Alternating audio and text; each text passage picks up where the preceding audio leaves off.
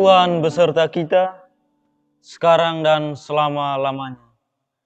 Inilah Injil Tuhan kita Yesus Kristus menurut Santo Markus. Dimuliakanlah Tuhan.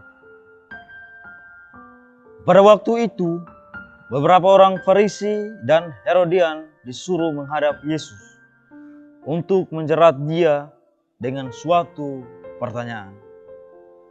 Orang-orang itu datang dan berkata kepadanya, "Guru, kami tahu engkau adalah seorang yang jujur. Engkau tidak takut kepada siapapun, sebab engkau tidak mencari muka, tetapi dengan jujur mengajarkan jalan Allah.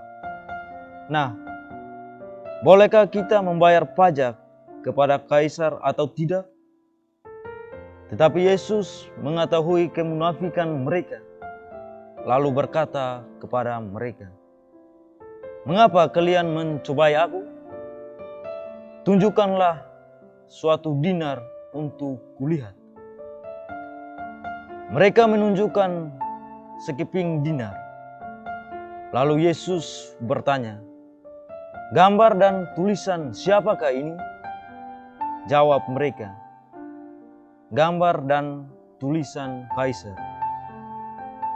Maka Yesus berkata kepada mereka, "Berikanlah kepada Kaisar apa yang menjadi hak Kaisar, dan kepada Allah apa yang menjadi hak Allah." Mereka sangat heran mendengar dia. Demikianlah sabda Tuhan. Terpujilah Kristus. Saudara-saudari yang terkasih dalam Kristus Tuhan, kisah Injil hari ini menceritakan bagaimana Yesus yang taat bayar pajak. Kendati pajak bukanlah aturan hukum Taurat pada waktu itu. Selain itu, sebagai orang pribumi, Yesus sebenarnya tidak wajib membayar pajak, karena hanya orang asinglah yang berkewajiban membayar pajak kala itu.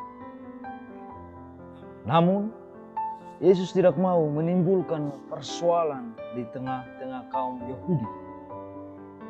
Ia memilih untuk membayar pajak. Yesus mau menunjukkan kepada mereka bahwa ia bukan hanya taat kepada Bapanya, tetapi juga kepada pemerintahan, kendati seringkali bertentangan dengan para pemimpin Yahudi yang notabene akan juga menyerahkannya untuk dibunuh. Ia tidak mau menimbulkan skandal yang dapat membuat mereka justru semakin berdosa. Ia menampilkan sosok seorang warga negara yang baik, yang tahu kewajibannya bagi pembangunan, khususnya pembangunan Bait Allah pada waktu itu. Saudara-saudari yang terkasih dalam Kristus Tuhan, Yesus hendak mengajarkan orang-orang Kristiani pada zaman ini nilai sebuah ketaatan dan tanggung jawab.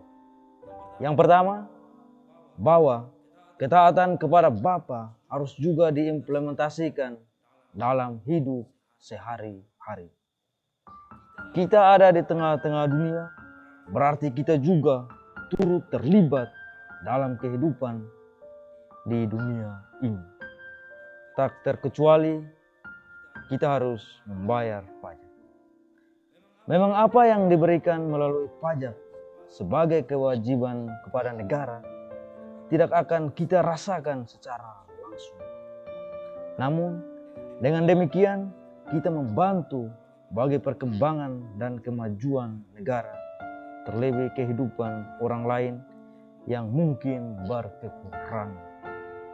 Yang kedua, Yesus hendak mengingatkan pemimpin masyarakat untuk belajar mawas diri.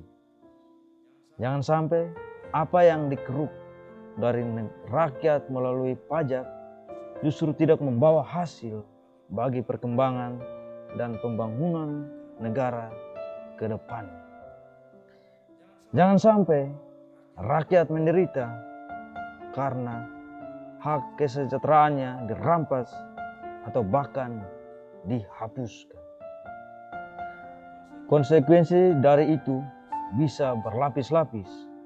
Rakyat kehilangan kepercayaan kepada pemimpin. Pemimpin dituduh menyelewengkan uang rakyat dan sebagainya. Saudara-saudari yang terkasih dalam Kristus Tuhan, di sini kita diingat untuk tetap menjadi pribadi-pribadi yang penuh tanggung jawab terhadap apa yang menjadi hak orang lain ataupun hak bersama. Yesus sungguh-sungguh memberikan pencerahan bagi kita semua bagaimana menjadi pribadi taat dan setia. Kemuliaan kepada Bapa dan Putra dan Roh Kudus, seperti pada permulaan, sekarang, selalu, dan sepanjang segala abad. Amin.